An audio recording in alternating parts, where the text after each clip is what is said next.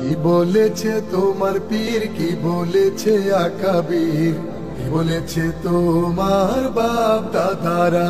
যারা ইসলাম নিয়ে উল্টাপাল্টা কথা বলে এদের নিয়ে কোনো মন্তব্য নাই। কেমন তারা মুসলমান আর কেমন ঈমান, আল্লাহ হেদায়েত দান করুন। বলেছে তোমার আকাবির, এগুলো সব ছাড়ো, কোরআন হাদিস কি বলেছে এটা খালি ধরো। কোরআন হাদিস হলেই চলবে, 3 নম্বর কিচ্ছু লাগবে না। এইটা তো আরেক ফাইজলামি রে ভাই। ছোট মুখে বড় কথা বলা ঠিক নয়, কিন্তু সমাজে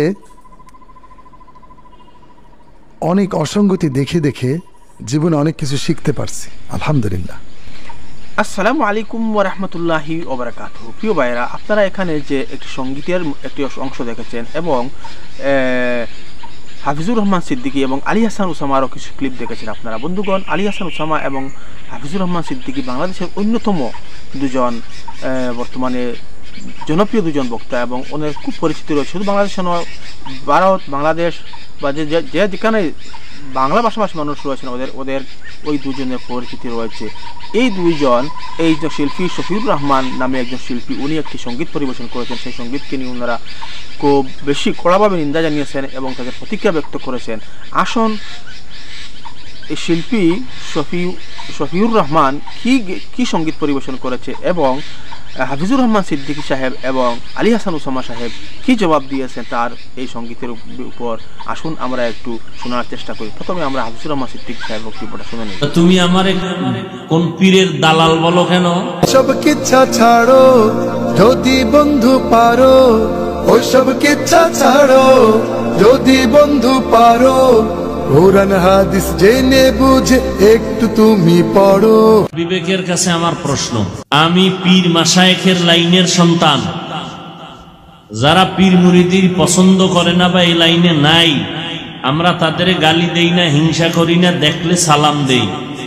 আপনি কেন পীর মুরিদির বিরুদ্ধে কথা বলেন? পাপ সাপ থাকলে আল্লাহর সাথে দেখাবা, ইবাদত করো আল্লাহর, ভাব কেন বান্দার সাথে? মওদুদি মওদুদি মওদুদি, তিনি প্রিয় রাহাবার মওদুদি, মওদুদি মওদুদি মওদুদি, আবু লালা মওদুদি। যদি ভাবি থাকে, আল্লাহর কসম করে বলি, তোমার ইবাদত জায়গায় শেষ। অহংকার অন্তরে থাকলে আগুন যেমন লাকড়ি ধ্বংস করে দেয়, তোমার আমল এখলাক সব বরবাদ করে দেয়। কয়টা হাদিস জানো? অহংকারের হাদিসটা জানো না রে বাবা? যাররা পরিমাণ অহংকার থাকলে সে জান্নাতের ঘেরান পাবে না, আমল বরবাদ হয়ে যাবে। আল্লাহ অহংকার মুক্ত জিন্দেগি আমাদের দান করুন। কোন ভাবে বয়ান করলে জাতিকে বোঝানো যাবে, ভাষা নাই। আর হেদায়েতের মালিক তো কোনো বক্তাও না, কোনো পীরও না। কে মালিক? কারো হাতেই চাবি দিছে? নবীজির হাতেও হেদায়েতের চাবি আল্লাহ দেন নাই। যদি দিতেন তো আবু জাহালকে কালেমাওয়ালা বানাইতে পারতেন। কিন্তু নবীজি এত সুন্দর বয়ান করছেন, আবু জাহাল কালেমা পড়ছে? পড়ে নাই। কপালে কি নাই বলেন? আর ওদিক দিয়া নবীকে জবাই করতে আসিয়া কে কে? এর নাম কফাল।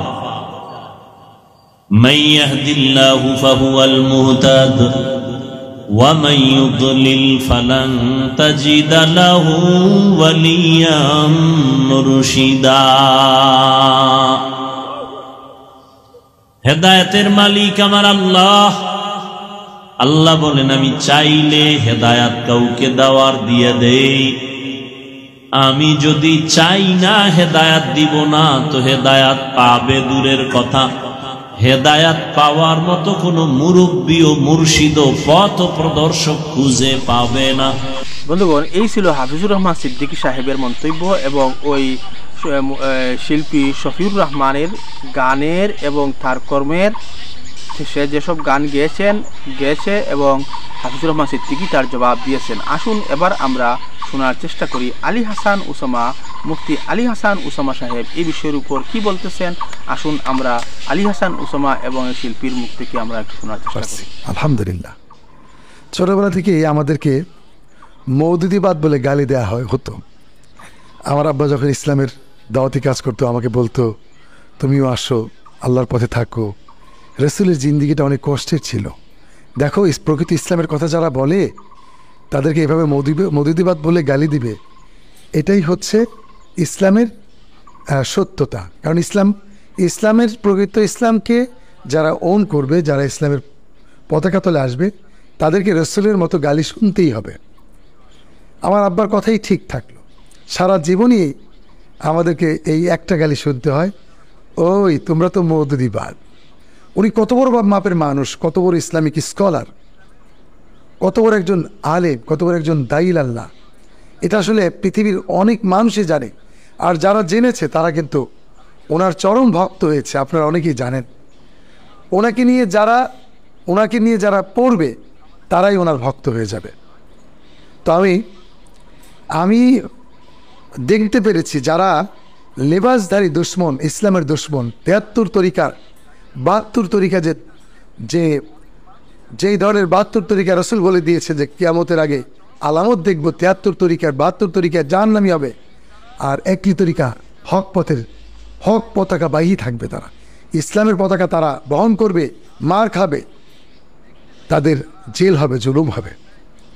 ইসলামের কথা বললেই, হক কথা বললেই একজনকে শয়তানির পক্ষ থেকে তাকে দুশ্মন হিসেবে চিহ্নিত করার একটা ব্যবস্থা করা হয়। বন্ধুরা, আমাদের রসুলের প্রকৃত ইতিহাস তো তাই ছিল। সুতরাং আমি আপনাদের মাঝে ওই সকল বিভ্রান্তিময় যারা মৌদুদিবাদ বলে গালি দেয়, যারা মৌদুদিবাদ বলে অপপ্রচার করে, ওই সকল মূর্খ ভণ্ড প্রতারকদের উদ্দেশ্যে আমি একটি গান গাবো।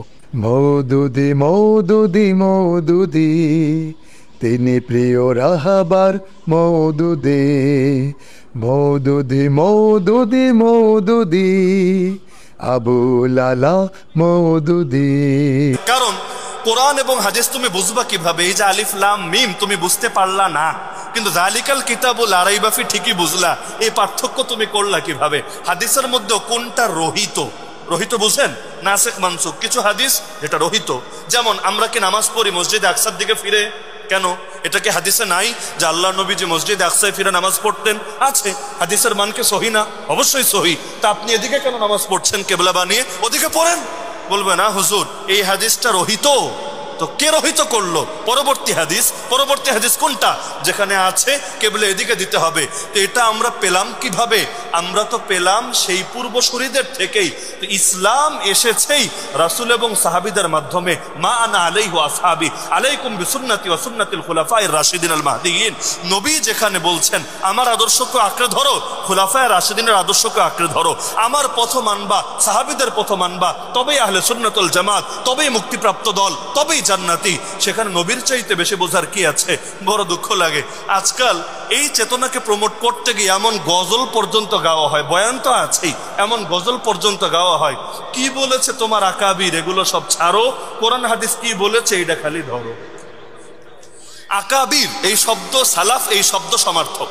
সালাফ শুনেছেন না? সালাফে সালেহিন। সালাফ মানেও যে আকাবির মানেও তা। আকাবির মানে শুধু আমার হুজুর না, আকাবির মানে আমার দাদা হুজুর না, আকাবির মানে প্রফেসর হজরত বা হাফেজ হুজুর রহমতুল্লাহ আলাইহি না। আকাবিরের মূল অর্থই হলো সাহাবি, তাবে, তাবে তাবেই তথা খায়রুল কুরুন। সালাফে সালেহিন এবং আকাবিরের এক নম্বর অর্থই হলো সাহাবি, তাবেঈ, তাবে তাবেই। তো যদি বলেন আকাবির কি বলেছে সব ছাড়বা, শুধু কোরআন হাদিস ধরবা, অর্থ কি হবে জানেন? এই যে কোরআন মাজিদ মসজিদে থাকে এটা পড়বেন, সহিহ বুখারী, সহিহ মুসলিম, আবু দাউদ, তিরমিজি, নাসাই, ইবনে মাজাহ, বাস এটা পড়বেন, কেচ্ছা খতম, চ্যাপ্টার ক্লোজ। খুলাফায়ে রাশিদিনকে পড়া লাগবে না, আবু বকর, ওমর, ওসমান, আলীকে পড়া লাগবে না, নবীর সাহাবি, তাবে, তাবে তাবেঈদেরকে পড়া লাগবে না, শুধুমাত্র কোরআন আর হাদিস হলেই চলবে, আর এগুলো কিছুই লাগবে না। কেউ যদি এই কথা বলে বাস্তবে সে কোরআনও মানে না, সে হাদিসও মানে না। কারণ না হলে আল্লাহ ইহদিনাস সিরাতাল মুস্তাকিম বলে সিরাতে মুস্তাকিম কেন চিনালেন? এই সাহাবি তাবেঈদেরকে দিয়ে। এই যে সিরাতাল্লাযীনা আনআমতা আলাইহিমের ব্যাখ্যা কি যে কোনো হুজুরকে গিয়ে জিজ্ঞাসা করেন না। সিরাতাল্লাযীনা আনআমতা আলাইহিম মানে তো নবীরা, সিদ্দিকরা, শহীদরা, নেককাররা, যাদের সবার শীর্ষে হলেন সাহাবী, তাবেঈ, তাবেঈরা, তাদের পথকে আল্লাহ কেন বললেন সিরাতে মুস্তাকিম? আল্লাহ বলতে পারতেন না ইহদিনাস সিরাতাল মুস্তাকিম, সিরাতাল কুরআনি ওয়াস সুন্নাহ, বলতে পারতেন না যে আল্লাহ সিরাতে মুস্তাকিমের পথে চালাও? সিরাতে মুস্তাকিম কোনটা? সিরাতে মুস্তাকিম হলো কোরআন আর হাদিসের পথ। আল্লাহ বলতে পারতেন না? আল্লাহ বলেন নাই। আল্লাহ বলেছে নিয়ামত প্রাপ্ত বান্দাদের পথ। বলে সোহবতের দরকার, বুজুর্গদের অনুসরণ করা দরকার, পূর্বসূরীদের অনুসরণ করা দরকার, আছে নাকি নাই? হ্যাঁ, যেখানে গিয়ে সাহাবী তাবেঈর আদর্শ হবে একটা, আর আমার পীর আমার হুজুরের আদর্শ হবে আরেকটা, সেখানে অটোমেটিক কোনটা বাদ যাবে এটা কমন সেন্স থাকলে বুঝে আসে। কারণ বড় হুজুর একদিকে, ছোট হুজুর আর একদিকে, তো কোনটা উপরে রাখবেন এটা আমার বলা লাগবে না, আপনিও ভালো করে বুঝবেন। আমি এক বয়ান দিলাম আর আমার উস্তাদরা এসে আমার গালে চর একটা দিয়া বললো, এই পোলা কি বলস তুই, তারা আর একটা কথা বললেন, স্বাভাবিকভাবে আপনারা কিন্তু তার দিকেই ধাবিত হবেন। তো সাহাবী তাবেঈ যাদের ফজিলত হাদিসে আছে, যাদেরকে শ্রেষ্ঠ আল্লাহ নবী নিজে বলে গিয়েছে, তাদের সঙ্গে যদি পরবর্তীকার আদর্শ সাংঘর্ষিক হয় তাহলে অবশ্যই তাদেরটাই প্রাধান্য পাবে, এটা তো বলার অপেক্ষাও রাখে না। কিন্তু তাদের সঙ্গে যদি কারোটা মিলে যায় তাকে অনুসরণ করার মধ্যে কোনো দোষও ধরা যাবে না। আমরা আমাদের বড়দের অনুসরণ কেন করি? হাফেজ যে হুজুরকে এত শ্রদ্ধা কেন করি? সদর সাহেব হুজুরকে এত শ্রদ্ধা কেন করি? এজন্য না যে তারা সাহাবী, এজন্য না যে তারা তাবেঈ, বরং এজন্য সাহাবী তাবেঈদের রং তাদের মধ্যে দেখি।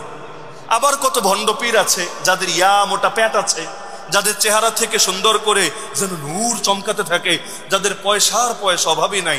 শামসুল হক ফরিদপুর রহমতুল্লাহ আলাইহি তো ফ্যানের বাতাসও খেতেন না, হাত পাখা দিয়ে বাতাস খেতেন, এতটা কষ্ট করে জীবন কাটাতেন। আর ভণ্ডদের তো রমরমা বাণিজ্য। এই ভণ্ডদেরকে গুরু না মেনে ওই আমরা চিকন চাকন কষ্ট করা শরীরগুলো, এই ব্যক্তিদেরকে আমরা, কারণ এদের পেট মোটা হতে পারে, এদের গায়ের জামা দামি হতে পারে, এদের চেহারা অনেক টকবকে সুন্দর হতে পারে, কিন্তু এদের ভেতর সাহাবী তাবেঈর রং দেখি নাই। এটাই তো বাস্তবতা। এগুলো কোন টাইপের নসিহত রে ভাই? তাও নিজের মুখে দাড়ির খবর নাই, নিজের মধ্যে সুন্নতের খবর নাই, আর তন্ত্রমন্ত্র ছেড়ে এখনো সহি তরিকা ধরার কোনো গরজ নাই। আর তারা যদি এসে বলে আকাবিরের পথ ছাড়ো, খালি কোরআন হাদিস কি বলেছে ধরো, তখন বোঝা যায় ডাল মে কুছ কালা জরুর হ্যায়। তাহলে সুতরাং আল্লাহ রসুল সাল্লাল্লাহু আলাইহি ওয়াসাল্লামের পথ দেখতে হবে, সাহাবায়ে কেরামের পথ দেখতে হবে, এবং সালাফে সালেহ নেককার পূর্বসূরীদের পথও দেখতে হবে। তাদের পথে আমাদের পথ, তাদের মতে আমাদের মত। আর ইসলামের নামে নতুন যা কিছু আবিষ্কার হবে, মুন্সিগঞ্জে আবিষ্কার হোক, আর ভারত থেকে, পাকিস্তান থেকে, তুরস্ক থেকে আবিষ্কার হইয়া বাংলাদেশে ইম্পোর্ট হোক, যেটাই হোক, ইসলামের নামে নতুন যা কিছু আবিষ্কার হবে এগুলোকে না বলবো, আর সাহাবী তাবেঈ থেকে যা পাবো এগুলোকে হা বলবো। মনে থাকবে তো ইনশাআল্লাহ। তো বন্ধুগণ, আপনারা এখানে আলী হাসান উসামা সাহেব এবং হাফিজুর রহমান সিদ্দিক সাহেবের বক্তব্য শুনেছেন, এবং শিল্পী শফিউর রহমানেরও বক্তব্য আপনারা শুনেছেন। উনি যেখানে, শফিউর রহমান যেখানে বলতেছে যে আকাবিরদেরকে ছাড়ো, কোরআন হাদিসকে ধরো, আকাবিরের অন্ধভক্ত, এরকম উনার গান থেকে কিছু বোঝা যাইতেছে। কিন্তু শফিউর রহমান নিজে আল্লাহ মওদুদী সাহেবেরও অন্ধভক্ত হয়ে সঙ্গীত পরিবেশন করতেছেন, তাও আপনারা শুনলেন। বন্ধুগণ, এখন আপনাদের কাছে আমি বিচার ছেড়ে দিলাম, আপনারা কি মনে করেন? এই যে দুই পক্ষের বক্তব্য এখানে পেশ করলাম, এর বক্তব্য থেকে আপনারা কি বুঝতে পেরেছেন তা আপনারা ভিডিওর কমেন্টে এসে অবশ্যই জানাবেন, এবং চ্যানেলে যদি নতুন এসে থাকেন অনুগ্রহ করে চ্যানেলকে সাবস্ক্রাইব করে আমাদের সঙ্গে থাকবেন, যাতে আরও ইনফরমেটিভ সুন্দর সুন্দর ভিডিও আপনাদের জন্য প্রস্তুত করতে পারি। আসসালামু আলাইকুম ওয়া রাহমাতুল্লাহি ওয়া বারাকাতুহু।